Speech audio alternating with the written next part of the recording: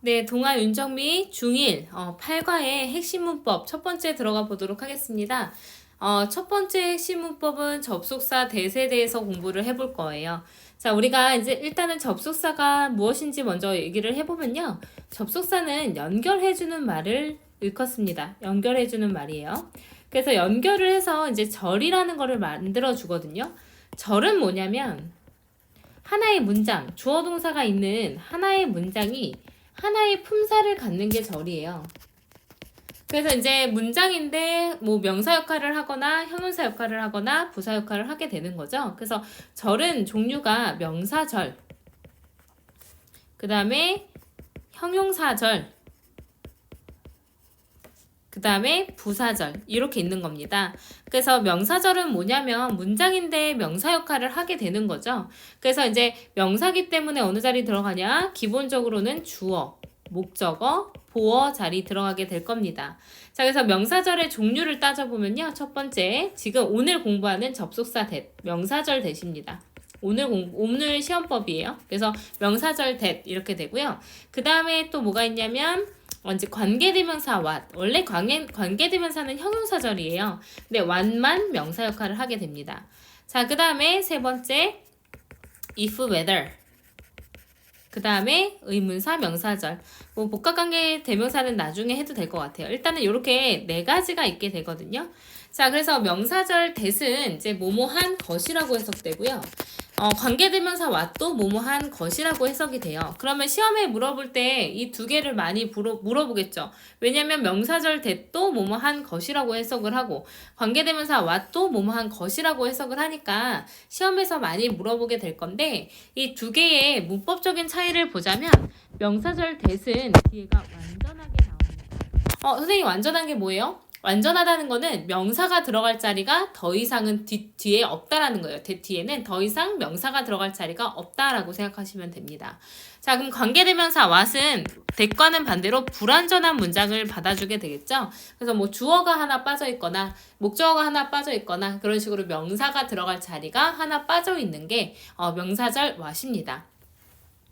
if, whether는 해석이 달라요. 뭐뭐인지 아닌지라고 해석이 되고요. 그 다음에 뒤에 완전한 문장이 나와요. 그래서 이제 that은 뭐뭐한 것이라고 해석을 하고 if, whether는 뭐뭐인지 아닌지라고 해석을 하는 거죠. 그래서 문법상의 차이가 조금 있고요. 의문사, 명사절은 의문사 뭐뭐 할지라고 해석이 됩니다. 그래서 what으로 시작되면 무엇을 뭐뭐 할지, where, 어디에서 뭐뭐 할지 이렇게 되는 거고요. 뒤에는 뭐 완전할 때도 있고 불완전할 때도 있는데 어순이 의, 주, 동으로 나와야 된다라는 거 하나 기억하셔야 돼요. 자, 그래서 이렇게 명사절 네 가지가 다 있어요. 명사절 that, 관계대명사 what, if, whether, 의문사, 명사절. 자, 그러면 우리가 이번에 시험 범위에서 물어보는 거는 뭐라 그랬냐면 이 명사절 that이라고 얘기를 했거든요. 그래서 명사절 that이 해석 어떻게 된다고요? 뭐뭐한 것이라고 해석이 되고 뒤에는 완전한 문장이 나오고 또 어떤 역할을 한다 그랬죠?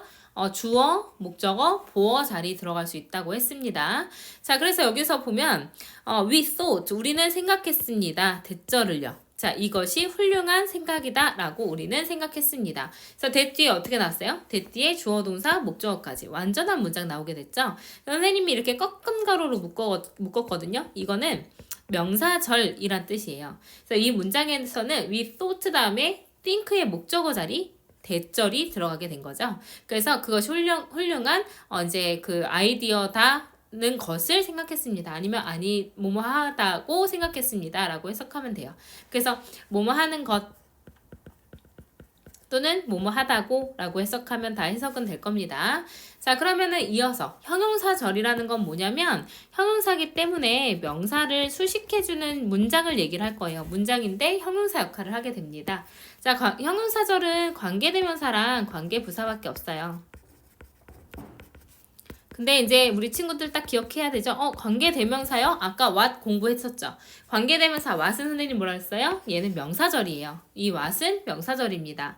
근데 이제 형용사절 what을 뺀 나머지 관계대명사와 관계부사는 이제 무슨 역할을 하게 되냐면 형용사 역할을 하게 되는 겁니다. 그래서 관계대명사는 명사 대신 나와서 뒤에 불완전, 관계부사는 부사 대신 나와서 뒤에 완전하게 나온다라는 차이가 조금 있습니다. 그래서 얘는 그냥 해석이 뭐뭐 하는, 뭐뭐 할이라고 해석이 될 거예요. 자, 그래서 이렇게 우리가 명사절, 형용사절 지금 공부를 한 게, 이제 뭐죠? 우리 지금 핵심 문법 첫 번째고요. 두 번째 핵심 문법은 이 부사절이 들어가게 됩니다. 자, 그럼 부사절은 뭐예요? 부사절은 의미를 더해주는 역할을 하는 게 부사절이겠죠. 그래서 이제 주절이랑은 구분이 되어서 이제 부사절이 따로 돌아다니면서 이제 문장의 의미를 조금 더 더해주는 거예요. 그래서 이 부사절의 종류를 잘 파악을 하셔야 되는데, 이 부사절이라는 거 첫 번째 시간의 부사절 있고요. 두 번째 조건의 부사절. 그 다음에 세 번째 이유의 부사절. 그 다음에 네 번째 양보의 부사절. 그 다음에 다섯 번째 결과의 부사절. 뭐 이 정도로 크게 볼 수 있을 것 같거든요. 그래서 종류가 뭐뭐 있는지를 잘 기억을 해야 되는데, 두 번째 핵심 문법이니까 잘 보셔야 돼요. 자, 시간을 나타내는 부사절 뭐뭐 할 때 when, as 뭐뭐 함에 따라, before 뭐뭐 하기 전에, 이런 것들이겠죠. 자, 조건절은 만약 뭐뭐 한다면 if, 뭐뭐 하지 않는다면 unless, 이런 것들이 있을 거고요. 자, 이유는 뭐뭐이기 때문에 because, as도 여기 위에는 뭐뭐 할 때라고 뭐뭐 함에 따라 라고 해석하지만 이유로 쓰이게 되면 뭐뭐이기 때문에 라고 해석을 할 수 있어요. 그 다음에 since도 들어갈 수 있죠. 뭐뭐이기 때문에 라고 똑같이 해석이 됩니다. 자, 양보는 뭐뭐이지만 뭐뭐임에도 불구하고 이렇게 해석되는 although, though, even though, even if, 이런 것들이 있을 겁니다. 자, 결과는 이제 so 형용사 부사 that 뭐 이런 것들 있게 될 거예요. 자, 그래서 이제 해석을 보면 이제 시간의 부사절 접수사는 보통 뭐뭐 할 때라고 해석이 되거나 뭐뭐 하기 전에 뭐 이렇게 해석이 될 거고요. 자, 그 다음에 이제 if는 뭐뭐 하다면, 뭐뭐 하지 않는다면 이렇게 해석이 비슷하게 될 거고, 이유는 뭐뭐이기 때문에, 양보는 뭐뭐이지만 이라고 해석이 될 겁니다. 그래서 요거 해석이랑 이제 각각 어떻게 쓰이는지를 잘 보시면 될 것 같습니다. 자, 그래서 이제 아래 조금 더 보면 접속사 that은 이제 주어와 동사를 갖춘 절을 이끌어서 명사 역할을 하게 됩니다.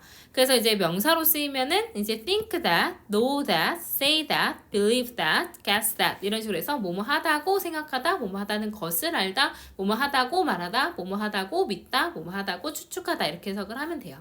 그래서 아래도 한번 보면 I think, 나는 생각합니다. 그 게임이 재미있었다고. 그래서 이 대절 전체가 목적어 자리 들어가는 명사절인데, 우리 목적어 자리 명사절 that은요, 생략이 가능해요. 그래서 목적어 자리에 들어간 that만 생략이 가능합니다. 자, 제이는 믿습니다. 대절을요. 그래서 she will be a doctor. 그녀가 의사가 될 거라고 믿습니다. 전체가 목적절이 되겠죠. I know, 나는 알고 있습니다. Mary가 이제 핀란드 출신이라는 것을, 얘도 목적절 들어갔는데 대신 이제 명사절 역할을 해서 이 no의 목적어 자리 들어가게 된 거죠. 자, 그 다음에 이제 접속사 이거 마찬가지 이어서 시간 접속사만 이번에 나오기는 하지만 우리 패턴 한꺼번에 볼게요. 자, 이제 접속사 시간을 나타낼 때 when은 뭐뭐 할 때, before 뭐뭐 하기 전에, 그 다음에 after 뭐뭐 한 후에 이렇게 쓰입니다. 그래서 이러한 접속사를 우리가 시간 부사절이라고 얘기를 해요. 그리고 시간 부사절에서 하나 더 기억을 하셔야 되는 거는 현재가 미래를 대신합니다. 자, 현재가 미래를 대신한다라는 얘기는 결과적으로는 will이 나올 수가 없다라는 의미가 있어요. 그래서 before our first game started, 과거니까 상관없죠. 우리의 첫 번째 이제 경기가 시작되기 전에 우리는 긴장했습니다. 자, 이런 식으로 쓸 때 우리가 이제 부사절은 떨거지죠. 그래서 문장의 의미를 더해주는 떨거지기 때문에 뒤에는 빠진 게 없이 완전한 문장이 나와야 될 겁니다. 자, after I finished my homework. 나의 숙제를 끝내고 나서 나는 공원에 갔습니다. 자, 나는 음악을 듣습니다. 내가 피곤할 때 이렇게 되면 되겠죠? I read a book. 난 책을 읽습니다. 내가 그러니까 잠을 자러 가기 전에 이런 식으로 시간 부사절 접수사까지 같이 공부를 했어요. 많이 어렵지 않을 거라고 생각이 듭니다. 그래서 이제 내용 정리 잘 하시고 질문 있으시면 질문하시고 뒤에는 워크북 잘 풀어주세요.